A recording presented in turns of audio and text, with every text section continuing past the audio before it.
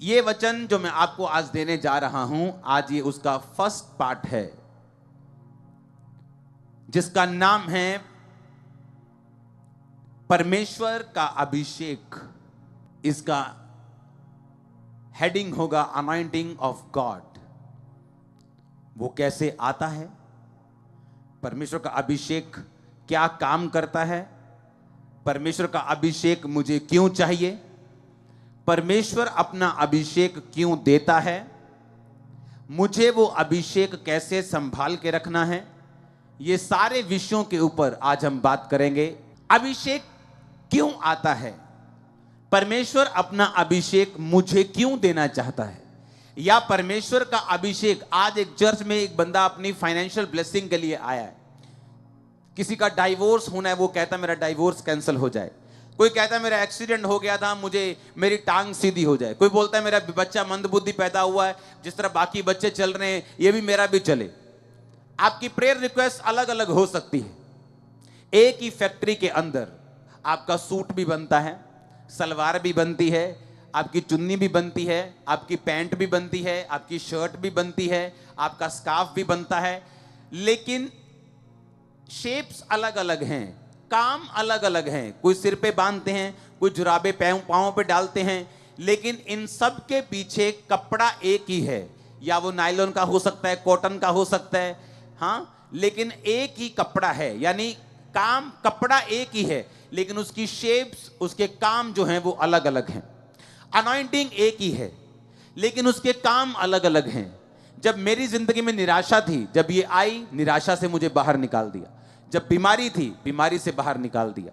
जब अभिषेक चाहिए था कि मुझे मिनिस्ट्री करनी है, और मैं बातों की मिनिस्ट्री नहीं करना चाहता हूं।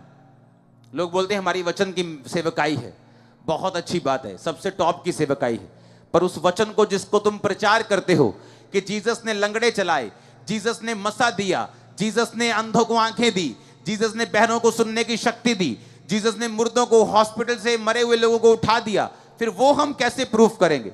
हम जीसस का ये बोल के कि हम वचन की सेवा में हैं, प्रचार तो कर रहे हैं, लेकिन जीसस को दिखा नहीं पा रहे, जीसस को कंप्लीट डेमोन्स्ट्रेट नहीं कर पा रहे। ये परमेश्वर चाहता है कि ऐसा हो। बाइबल में जितने चेले परमेश्वर ने चुने, उनको कहा जाओ और लोगों को बताओ कि स्वर्ग का राज्य नजदीक आ गया है, इसलिए मन फिराओ। मन फिराने का मतलब है चेंज योर थिंकिंग। जो तुम सोचते हो कि सब रास्ते एक से हैं, परमेश्वर कहता अपनी सोच को बदल लो, क्योंकि हर बस दिल्ली नहीं जाती, हर ट्रेन लुधियाना नहीं जाती। जिस जगह जाना है उस जगह की स्पेशल ट्रेन में, स्पेशल बस में, या गाड़ी वाले को स्पेशल बताना पड़ेगा कि मुझे उसी जगह जाना है। सब सड़कें एक जैसी हो सकती हैं, लेकिन सब एक जगह नहीं पहुंचती। इसलिए अगर मुझे स्वर्ग में जाना है, तो परमेश्वर ने कहा स्वर्ग का एकमात्र द्वार मैं हूं, बिना मेरे, बिना जीसस क्राइस्ट के कोई भी स्वर्ग नहीं जा सकता, कोई भी पिता के पास नहीं जा सकता। परमेश्वर यीशु मसीह ने कहा गो और लोगों को बताओ, जाओ कि मन फिराओ, चेंज योर थिंकिंग, अपनी सोच को बदल लो, क्योंकि परमेश्वर का राज्य निकट आ गया। कहते वो उसका क्या मतलब है जी? प्रभु का राज निकट आ गया, क्या वर्ल्ड वॉर 3 हो जाएगी? क्या न्यूक्लियर युद्ध हो जाएगा? परमेश्वर का राज निकट आ गया तो क्या मुझे दर्शन आएगा?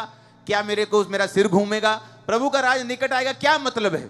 यीशु मसीह ने कहा इसका मतलब यह है, जाओ और लंगड़ों को चलाओ, जाओ मुर्दों को जिलाओ, जाओ कोड़ियों को शुद्ध करो, जाओ बहरों को सुनने की शक्ति दो, ताकि जब तुम ये लोगों को बोलो कि परमेश्वर तुम्हें अनंत जीवन देगा, स्वर्ग का राज्य देगा, ताकि धरती पर उनके प्रॉब्लम सॉल्व हों और उन्हें ये यकीन हो सके कि जो ये प्रीचिंग हो रही है ये सबके जैसे नहीं है, ये जीवित परमेश्वर की है, जो ये कह रहा है कि अगर मैं धरती पर तुझे हील कर रहा हूं, तेरे काम कर रहा हूं, मैं तेरी पहुंच से बाहर नहीं हूं, इसका मतलब ऊपर भी जीवन है। अगर यहां वो असंभव काम कर रहा है जो कोई नहीं कर पाया, वो बेबी जो आईवीएफ नहीं कर पाया, आईयूआई नहीं कर पाया, मेडिसिन नहीं कर पाई, क्योंकि परमेश्वर ने चाहा नहीं कि वो हो, ताकि जब परमेश्वर का आत्मा छुए। हमने सुनी थी टेस्टिमनी पिछले हफ्ते, सुनी कि नहीं? 19 साल से कोई बेबी नहीं, मेडिसिन के बाद चेंज, ओके यहाँ मेडिसिन, कतर में मेडिसिन, फॉरेन में मेडिसिन, इलाज शुरू किया, बड़ा इलाज किया, दवाई चेंज की और बड़ा इलाज किया, IUI IVF सब फेल हो गया। क्या करें, चर्च के बारे में मालूम हुआ। एक दिन मन में परमेश्वर के आत्मा की सहायता से लोगों को आगे बुलाया कि बहनें आगे आ जाओ, ऑनलाइन देख रही। मैंने कहा 21 दिन फास्टिंग करनी है और ये चीजें, ये इंस्ट्रक्शन होंगी, इसे फॉलो करना है और 21 दिन बाद टेस्ट करना है। 19 साल बाद जब 21 फास्टिंग के साथ इंस्ट्रक्शन के साथ चेक किया, राइट 21 दिन बाद प्रेग्नेंट, पूरे 9 महीने के बाद बेबी बॉय, और ये गवाही देने के लिए आई थी। सुनी कि नहीं सुनी? इसका मतलब क्या? इसका मतलब कि परमेश्वर मेरे असंभव काम कर सकता है, मुझे उसकी बात पर ध्यान देना है। वो कह रहा है कि मन फिराओ, चेलों को बोलो जाओ। जब उसने चेले भेजे तो उसने ये नहीं कहा कि लोगों से बातें करना, उसने कहा पहले लोगों को बताना, प्रीच करना, लेकिन साथ साथ में उनके बीमारों को चंगा करना, साथ साथ में उनके लंगड़ों को चंगा करना, साथ साथ में उनके दुखों को दूर करना, ताकि उन्हें यकीन हो सके। क्योंकि बातें हम बहुत सुनते हैं और बातें जितनी मर्जी सुन लो, बहुत अच्छी अच्छी सुन लो, लेकिन उसका कोई फर्क नहीं पड़ता।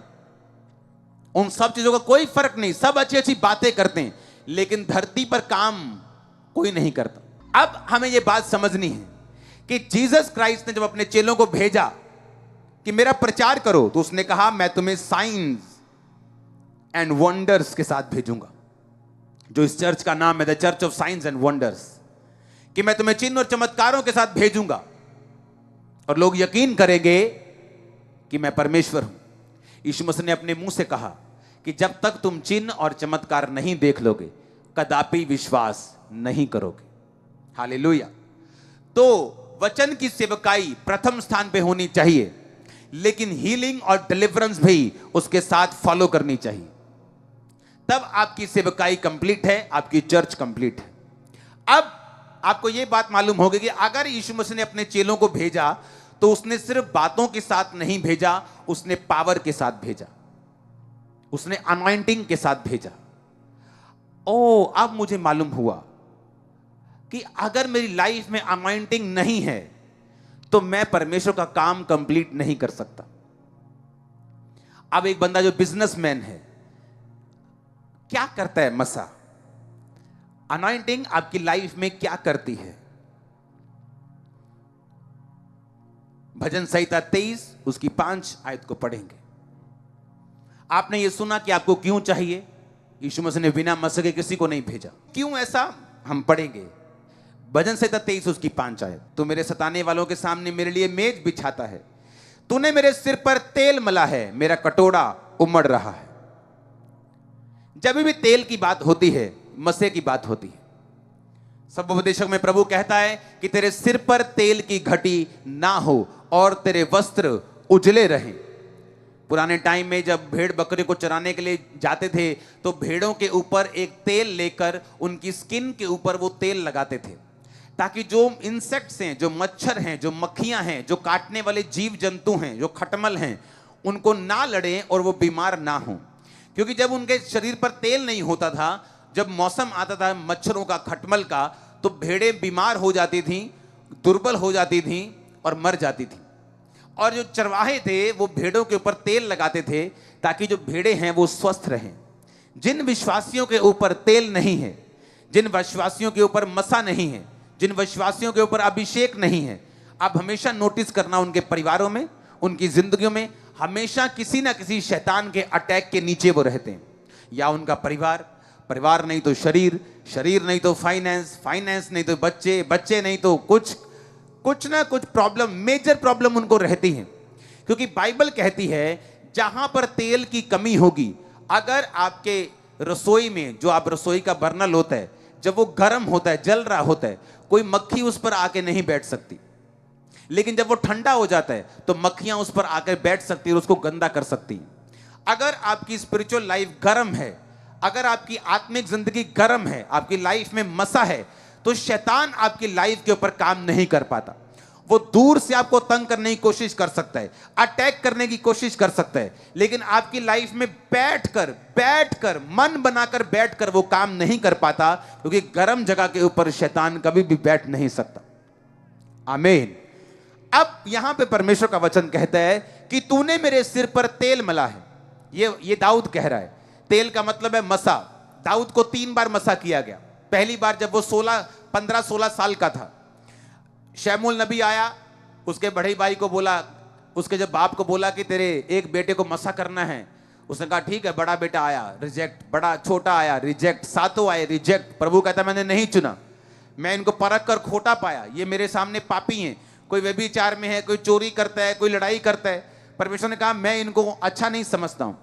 दाऊद आया, परमेश्वर ने कहा यही है। बाइबल कहती है जब दाऊद पे पहला अभिषेक आया, उसके सिर पर जब शमूएल ने तेल डाला, तो पहला मसा उसके जीवन में आया। आपकी लाइफ में पहला मसा आता है जब आप विश्वासी बन जाते हैं। वो पहला मसा किस लिए होता है? आपको मसा करता है पाप को मना करने के लिए। आप पाप को मना करते हैं, नहीं मुझे ये नहीं करना, अब मुझे ब्लू फिल्म नहीं देखनी, अब मुझे गंदे काम नहीं करने, अब मुझे शराब नहीं पीनी। क्योंकि जो मसा आपके ऊपर आया है, आप नहीं चाहते कि वो मसा करप्ट हो जाए, वो मसा गंदा हो जाए। मसे को ओरिजिनल भाषा में क्या कहते हैं, फोटो में देखेंगे। मसा शब्द को, इसका मतलब है मसा शब्द का करिश्मा। बोलो करिश्मा, फिर से बोलो करिश्मा। आपको मालूम करिश्मा का मतलब क्या? करिश्मा का मतलब है एक स्पेशल इंडाउमेंट, एक अनॉइंटिंग, एक अंक्शन, एक ऐसी सामर्थ्य जो चमत्कार कर सके। और यह शब्द निकला है क्रियो से। इसके अगला शब्द पढ़ेंगे, क्रियो। इसका मतलब है टू स्मीयर और रब विद ऑयल। मसे का मतलब है तेल के साथ आपको रगड़ देना, यानी किसी की बॉडी पर तेल रगड़ना।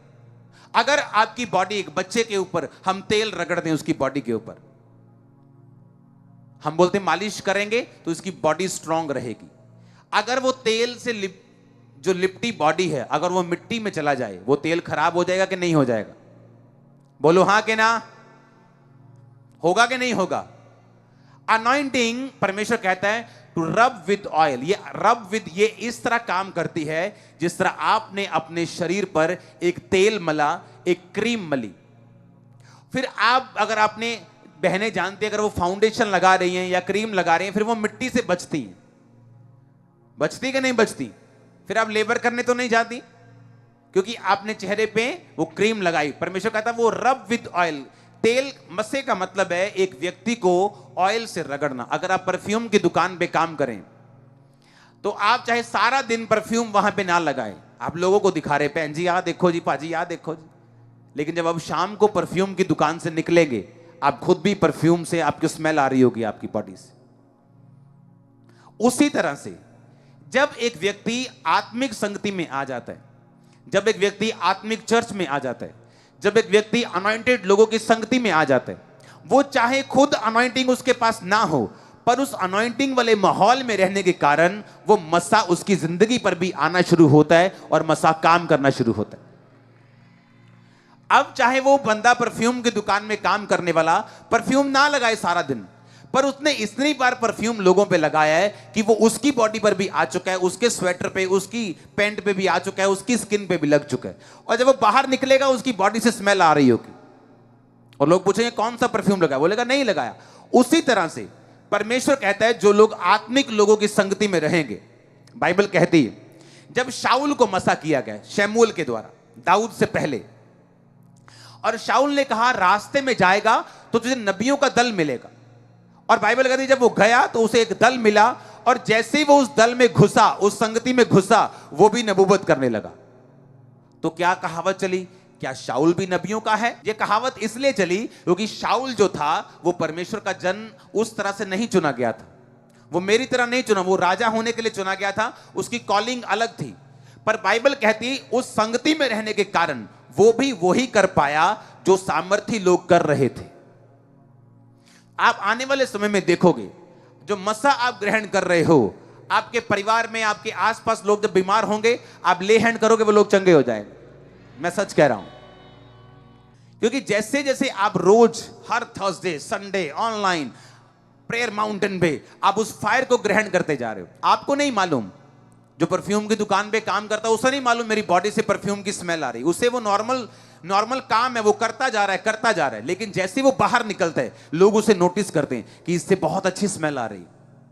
आप जैसे ही जाएंगे बाहर, आपके वर्क प्लेस पे, आपकी जॉब पे, आपके कैरियर पे, आपके काम पे, आपके बिजनेस पे, आप जो भी काम करते हो उस काम पे लोग नोटिस करेंगे कि आपकी लाइफ के ऊपर परमेश्वर का अभिषेक है, आपकी लाइफ के ऊपर परमेश्वर का मस्सा है, आपकी लाइफ के ऊपर परमेश्वर की अनॉइंटिंग है, उसकी शक्ति आपके ऊपर, अब वो नोटिस करेंगे। हालेलुया। अब मुझे क्या समझना है? परमेश्वर कहता है मैंने तेरे सिर पे तेल मला है और मेरा कटोरा कहता उमड़ रहा है। जब एक व्यक्ति की लाइफ के ऊपर तेल आता है, बाइबल कहती है उसका कटोरा, कटोरे का मतलब है आपकी लाइफ की ब्लेसिंग। कटोरे का मतलब है मेरा कटोरा। मेरा कटोरा क्या है? मेरा कटोरा ये चर्च है, ये मिनिस्ट्री है, मेरी लाइफ है, मेरी फैमिली है, मेरी ब्लेसिंग्स हैं, ये मेरा कटोरा है। दाऊद कहता मेरा कटोरा उमड़ रहा है, यानी जो कुछ भी मेरे पास है, मेरी चर्च ओवरफ्लो है, मेरा फाइनेंस ब्लेस हो रहा है। आप मेरी बात समझ रहे कि नहीं? आपकी जॉब है, आप फेवर पा रहे हैं।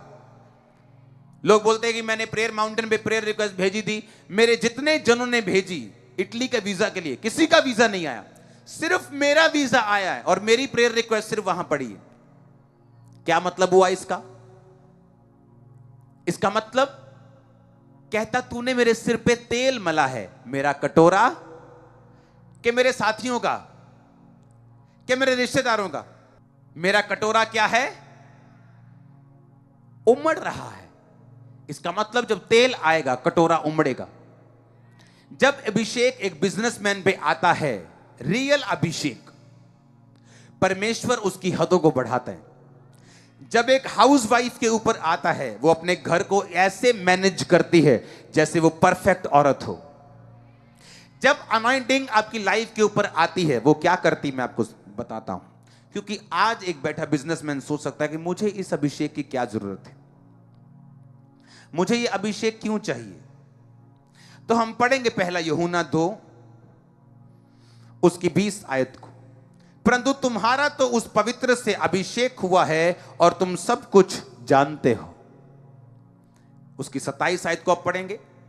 परंतु तुम्हारा वह अभिषेक जो उसकी ओर से किया गया तुम में बना रहता है और तुम्हें इसका प्रयोजन नहीं कि कोई तुम्हें सिखाए, वरन जैसा वह अभिषेक जो उसकी ओर से किया गया है तुम्हें सब बातें सिखाता है, और यह सच्चा है और झूठा नहीं। परमेश्वर कहता है तुम्हारा जो अभिषेक किया गया वो उसकी ओर से किया गया। किसकी ओर से? पवित्र आत्मा की ओर से, परमेश्वर की ओर से। कहता और वो तुम में बना रहता है और इसका प्रयोजन नहीं कि कोई तुम्हें सिखाए। आप अपने बिजनेस में होंगे और मैं आपको दावा करता हूं, अगर आप जेन्युइनली अनॉइंटेड हैं, आप बड़ी बड़ी बिजनेस मीटिंग में वो सिखा पाएंगे जो आप सिखा पाएंगे, जो जॉब पर लोगों को आप सिखा पाएंगे, जो विजडम आपके पास होगी। क्यों? कहता वो अभिषेक जो तुम्हारा किया गया तुम्हें सब बातें सिखाता है। आप घर पे परेशान बैठी होंगी कि हाय मुझे कैसे चलना है, मैं बच्चों को क्या करूं, ये तंग करते हैं, मैं फाइनेंस को कैसे संभालूं, मैं तंगी को कैसे फेस करूं। लेकिन जैसे आप चर्च आती, अभिषेक ग्रहण करती, ये आपकी अगुवाई करना शुरू करते, धीरे धीरे धीरे धीरे ये आपसे बात करता है, ये आपको सिखाता है, आपको मालूम होता है अच्छा अभिषेक बात करता है आपसे। हालेलुया। फिर से पढ़ेंगे 27। परंतु तुम्हारा वह अभिषेक जो उसकी ओर से किया गया तुम में बना रहता है और तुम कोई इसका प्रयोजन नहीं, कहता है इसकी जरूरत नहीं कि कोई तुम्हें सिखाए, वरन वह अभिषेक जो उसकी ओर से किया गया है तुम्हें सब बातें सिखाता है। इसका मतलब क्या? इसका मतलब चाहे मैं बिजनेसमैन हूं, चाहे मैं पास्टर हूं, चाहे मैं एक प्रॉफिट हूं, चाहे मैं अपोस्टल हूं, चाहे मैं एक रेडी लगाता हूं, चाहे मैं जहाज चलाता हूं, परमेश्वर कहता जो अभिषेक तुम्हारा किया गया है वो तुम्हें सब बातें सिखाएगा। तुम्हारे कैरियर में क्या करना है सिखाएगा, तुमने अपने फाइनेंस में क्या करना है, अपनी लाइफ में क्या करना है, इमोशनल डिस्टर्बेंस से बाहर आने के लिए क्या करना है, पाप में हो तो बाहर आने के लिए पवित्र आत्मा आपकी अगुवाई करता है, आपको निरुत्तर करता है, आपको वो चोट करता है कि आप बाहर आए। अभिषेक जब आपका होता है वो आपको सिखाता है। आप छोटे लेवल पे हो बड़े पे हो, अभिषेक आपको सिखाना नहीं छोड़ता। और बाइबल कहती है जो तुम्हारा अभिषेक किया गया है वो तुम्हें सब बातें सिखाता है। आमीन। हमें किसी ने कुछ नहीं सिखाया कि क्या करना है। जो मिनिस्ट्री हम कर रहे हैं, जब मैं टेंट की मिनिस्ट्री स्टार्ट की, किसी ने कोई टेंट में चर्च नहीं लगाता था। मैं पहाड़ की तरफ घूमने गया, बोलते हैं वो भी कोई चर्च है, उससे टेंट लगता। मतलब टेंट वाले को चर्च नहीं समझते थे। आज हर बंदा टेंट चर्च लगाना चाहता है। मैंने कहा था परमेश्वर का आत्मा युक्ति का आत्मा है, वो आपको युक्ति देता है। आप जूम पे आप हीलिंग होते हुए देख रहे हो, युक्ति का आत्मा। प्रेयर माउंटेन में देख रहे हो क्या मार्वलस काम हो रहे हैं, युक्ति का आत्मा। जब परमेश्वर का आत्मा और उसका अभिषेक, दो चीजें होनी चाहिए। एक है कि गिफ्ट लिया, आईफोन लेटेस्ट लिया और कबाड़ में फेंक दिया, घर के किसी दराज में फेंक दिया। हाँ जी पवित्र आत्मा हैगा जी, हाँ जी हैगा जी। अभिषेक पाया? नहीं जी। आईफोन अगर लिया तो उसमें एप्स डाउनलोड करो, बाइबल्स करो, इब्रानी करो, यूनानी करो, फिर गोते मारो बाइबल में ऐसे ऐसे, मजा तो लो। आमीन। प्रेरितों के काम 10 उसकी 38 आयत में लिखा, परमेश्वर ने किस रीति से यीशु मसीह नासरी को पवित्र आत्मा और सामर्थ से अभिषेक किया। वह भलाई करता, सबको जो शैतान के सताए हुए थे अच्छा करता फिरा, क्योंकि परमेश्वर उसके साथ था। उसने भलाई की, शैतान के सताए हुओं को चंगा किया, क्योंकि उसमें पवित्र आत्मा था और सामर्थ था। सिर्फ पवित्र आत्मा नहीं, सामर्थ। कि एक घर में समर्सिबल लगा हुआ है, पर अभी भी बाल्टी भर के बाहर 2 किलोमीटर निकल के नलका गेड़ के जब तक बाजू थके ना, मजा ही नहीं आता पानी पी के। आदत पड़ी हुई तो क्या करें, घर में समर्सिबल लगा क्या करेगा, बटन चलाना है, पानी नीचे से आ जाना है फ्रेश। लेकिन हमें आदत है संघर्ष करने कि चर्च में जा रहे हैं, पवित्र आत्मा पाया लेकिन अभिषेक में नहीं बढ़े। और परमेश्वर का वचन कहता है कि उसने यीशु मसीह को पवित्र आत्मा और पढ़ेंगे और सामर्थ से अभिषेक किया। पवित्र आत्मा से और, बोलो ऊंची आवाज में, और सामर्थ से, दोनों चीजों से उसका अभिषेक किया। और वो भलाई करता रहा, चंगा करता फिरा, लोगों को जो शैतान से सताए थे उनको आजाद करता फिरा, क्योंकि उसमें पवित्र आत्मा भी था और उसमें अभिषेक भी था। दाऊद कहता जब मेरे सिर पे तेल आया तो मेरा कटोरा उमड़ा। मैं जिस मर्जी फील्ड में हूं, क्योंकि मेरा कटोरा अलग है, हाउस वाइफ का कटोरा अलग है, एक यूथ का कटोरा अलग है, आपकी बुलाहट अलग है, आपकी बिजनेस की बुलाहट है, किसी की पास्टर की है, किसी की हाउस वाइफ की है, किसी की जॉब की है, किसी के काम की है, किसी की सेवा की है, किसी की असिस्टेंट बनने की। हर बंदे की बुलाहट अलग है। अगर वो उस बुलाहट में बना रहे, जितनी आशीष एक पास्टर की है, अगर वो वॉलंटियर उस पास्टर के साथ वफादार हो, वो आशीष उसकी लाइफ में भी आएगी। मालूम कि नहीं? Same blessing. उसको अपने सोचने की जरूरत नहीं, मैं यहां होता तो शायद ज्यादा ब्लेस होता, अगर वो लगा रहे अपने काम में। यीशु मसीह ने कहा 5 के साथ जो 5 को मैं कहा, जा स्वामी के आनंद में सहभागी हो, मैं तुझे बहुत वस्तुओं का अधिकारी बनाऊंगा। जिसने 2 के साथ 2 कमाए, उसको भी सेम ब्लेसिंग बोली, जा स्वामी के आनंद में सहभागी हो, मैं तुझे बहुत वस्तुओं का अधिकारी बनाऊंगा। ये नहीं कहा ओके मैं तुझे कुछ, जैसे आशीष 5 वाले को वैसी आशीष 2 वाले को। हालेलुया। अब मुझे यह समझ आया कि परमेश्वर को पिता परमेश्वर ने यीशु मसीह को पवित्र आत्मा और सामर्थ दोनों से अभिषेक किया। इसका मतलब क्या? इसका मतलब मेरी जिंदगी में जब अनॉइंटिंग होगी, पवित्र आत्मा होगी, जो मैंने सुना, who is Holi spirit, part 1, part 2, part 3, part 4, और अब अभिषेक होगा तो क्या होगा हम पढ़ेंगे। फिर क्या होगा? कटोरा उमड़ेगा, हां या ना? दाऊद कहता मेरे सिर पर तेल मला है और मेरा कटोरा उमड़ रहा है, मेरा कटोरा ओवरफ्लो हो रहा है। अब होगा क्या? अब होगा क्या? मुझे यह पढ़ना होगा कि जब अभिषेक मुझ पे आएगा तो क्या होगा? मेरा कटोरा उमड़ेगा। यशायाह 10 उसकी 27 आयत, उस समय ऐसा होगा कि उनका बोझ उनके कंधे पर से और उसका जुआ उनके गर्दन पर से उठा लिया जाएगा और अभिषेक के कारण जुआ तोड़ दिया जाएगा। एक कोई चीज वस्तु दे मेरे को, कोई भी बाइबल के अलावा। ये ढोलकी लेके आओ, और ढोलकी लेके आओ यार। अब ये जुआ है, ओके।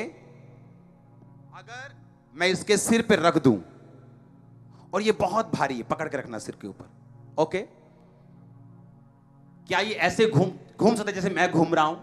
वाह क्या मौसम है। नहीं, क्योंकि इसके सिर पे क्या है।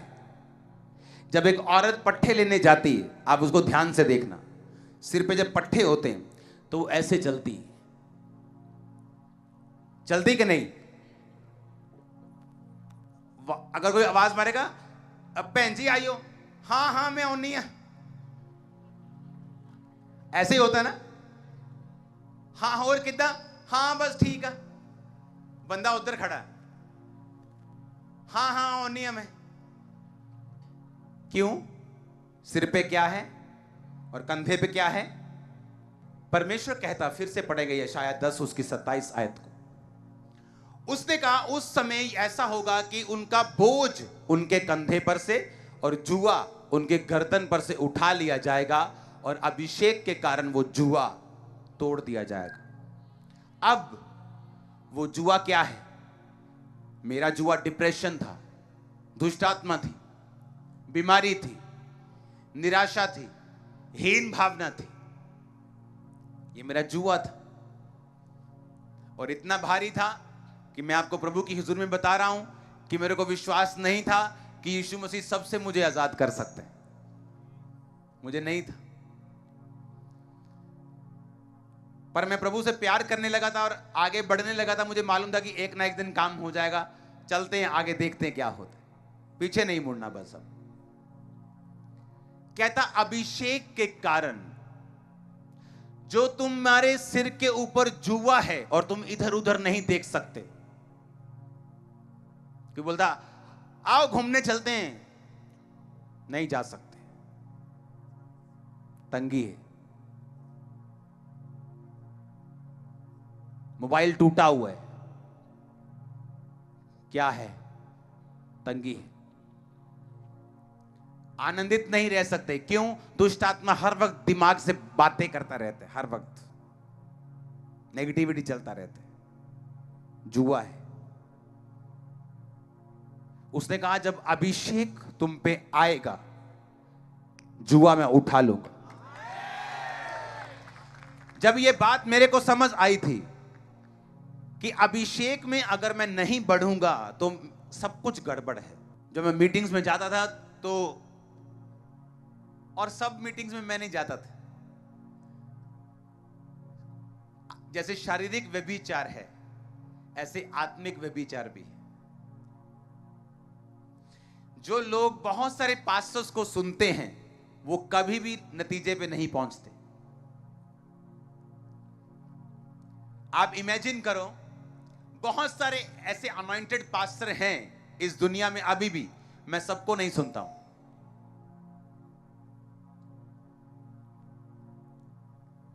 इसीलिए जब भी आप इस मिनिस्ट्री का रिजल्ट देखोगे, हमेशा एक एक्स्ट्रा पॉइंट पे देखो। आपने कभी नोटिस किया, जो भी परमेश्वर का आत्मा शुरू करता है वो कैसे फैलता है? सुनो मेरी बात। जैसे शारीरिक व्यभिचार होता है कि अपनी वाइफ के अलावा और भी मुंह मारने जाते लोग, उसी तरह आत्मिक व्यभिचार भी है कि सबको सुनना है और ना घर के ना घाट के, पता ही नहीं अब करना क्या है। किसी का ए सुन लिया, किसी का बी, किसी का सी, और खुद ब्लैंक है, कुछ नहीं मालूम। मेरी लाइफ की टेस्टिमनी है, मैं नहीं कह रहा कि उसको मत सुनो, उसको सुनो मेरी बात। ऐसा भी हुआ मेरी लाइफ में कि मैंने उन लोगों को सुना है जो मेरी है वो पवित्रता में कि हाँ अभी कुछ भी मेरे को नहीं मालूम, लेकिन उनको सुनने के बाद मुझे 15-20 मिनट लगे आत्मा में आने में। जब पुलपट पे मैं आया, मेरे ऐसे एक्सपीरियंस भी रहे लाइफ। 15-20 मिनट लग गए मेरे को आत्मा में आने के लिए, रियलिटी में आने के लिए, और मैंने तब फैसला किया कि मैं सबको नहीं सुनूंगा। इसलिए आप देखते हैं कि जब आप पवित्र आत्मा के चलाए चलते हैं, और जैसे पति एक है, बाप एक है, यीशु मसीह एक है, और आप एक लाइन को फॉलो करते हैं, मिनिस्ट्री को फॉलो करते हैं, जब पवित्र आत्मा आपकी लाइफ में होता है वो आपसे बात करता है।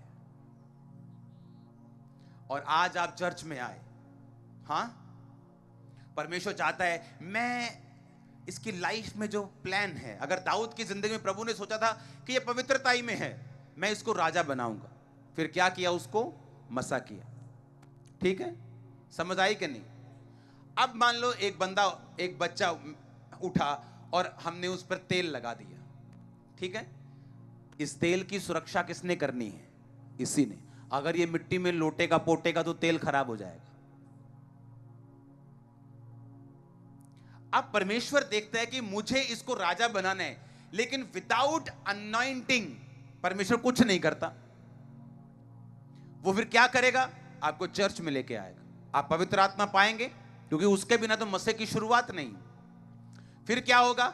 आप फिर मसा पाएंगे। फिर क्या होगा?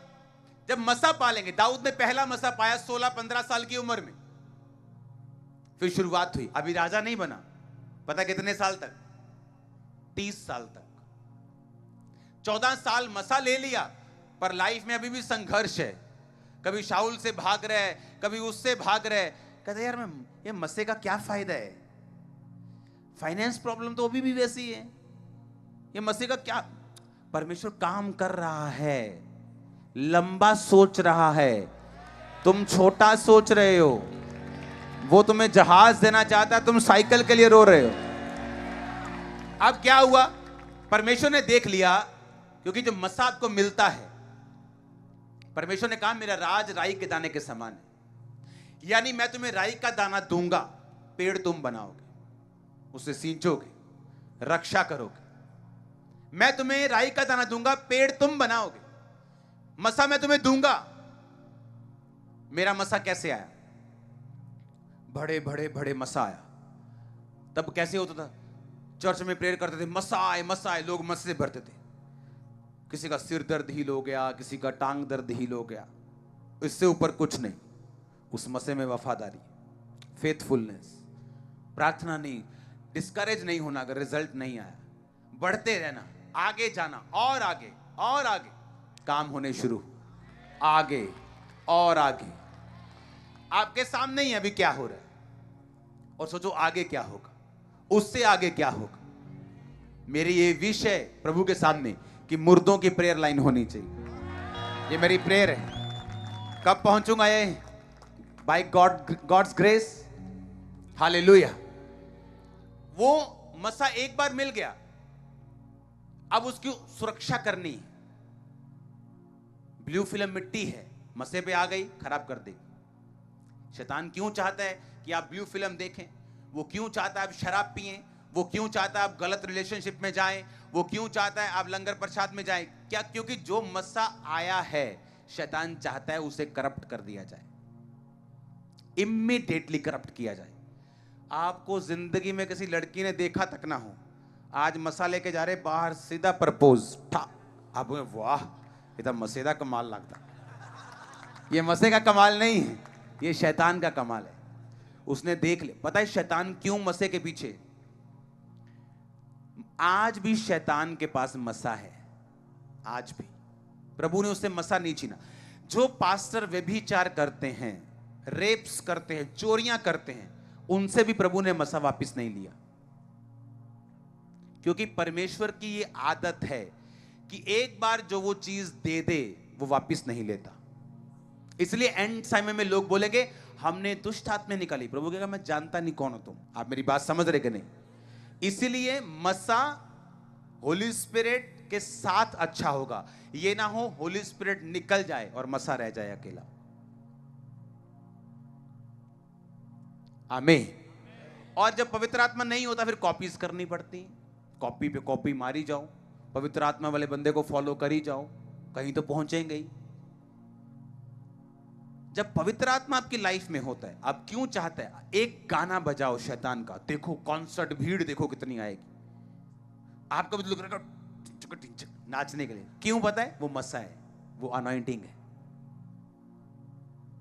वो रियल अनॉइंटिंग है, वो असली मसा है वो, लेकिन डेवल का है। आप मेरी बात समझ रहे कि नहीं? आप जब ऐसी जगहों पे जाएंगे आपको जोश आएगा कि आप नाचें, फिर वो क्या है? वो अनॉइंटिंग है, वो मस्सा है, लेकिन शैतान का। प्रभु ने छीना नहीं है उससे, प्रभु ने अपनी प्रेजेंस से उसे दूर किया, अपनी आत्मा से दूर किया, लेकिन मस्से से दूर नहीं किया शैतान को। उसके पास आज भी इन्फ्लुएंस पावर है, वो लोगों को कन्विंस कर सकता है। अब शैतान जानता है मस्सा क्या कर सकता है, उसे पूरा पता है, और इसीलिए जब आपके ऊपर मस्सा आता है वो अपना एड़ी चोटी का जोर लगाता है कि आपसे छीनना कैसे। Hallelujah, hallelujah, thank you Jesus. कैसे छीनना है आप जीसस, हालेलुया, हालेलुया। और अगर आपको ये बातों की समझ होगी, आप इसे सुरक्षित रखेंगे और ये सोच के रखेंगे कि दाऊद 16 साल की उम्र में राजा होने के लिए मस्सा हुआ, राजा नहीं बना। राजा 30 साल की उम्र में अभी भी 12 हिस्सों में से एक हिस्से का बना, 37.5 साल बाद कंप्लीट बना। क्यों? ग्रो और ग्रो। जब प्रभु ने देख लिया कि अब ये एक हिस्से का राजा बन सकता है, इसने मस्से को संभाल के रखा है, प्रभु ने बनाया। प्रभु ने देख लिया इसने मस्से को संभाल के रखा है, गवाया नहीं, पाप नहीं किया, गलत काम नहीं किया, प्रभु ने बढ़ाया। आज मस्सा आएगा, रिजल्ट आएगा। साल लग सकते हैं, महीने लग सकते हैं, लेकिन जो रिजल्ट होगा वो कॉमन नहीं होगा, वो कॉमन नहीं होगा।